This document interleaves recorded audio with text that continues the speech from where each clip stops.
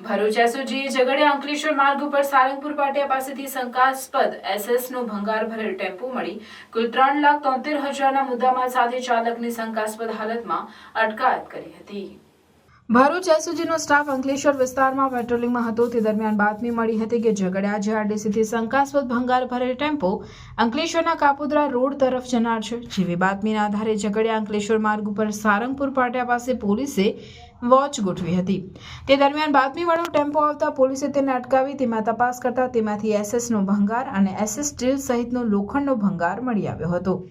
પોલીસે ભડકોદરા ગામની ગ્રીન વેલી રો હાઉસમાં રહેતો ચાલક મોહમ્મદ વસીમ મોહમ્મદ ઈસા ખાનની ભંગાર અંગે પૂછપરછ કરતા તે ઝઘડિયા જીઆરડીસીની નુબર્ગ એન્જિનિયરિંગ ખાતેથી નોબલ માર્કેટના સ્ક્રેપનું ગોડાઉન ધરાવતા ઇસરાર ઉર્ફે સોનુએ ભરાવ્યો હોવાનું જણાવ્યું હતું।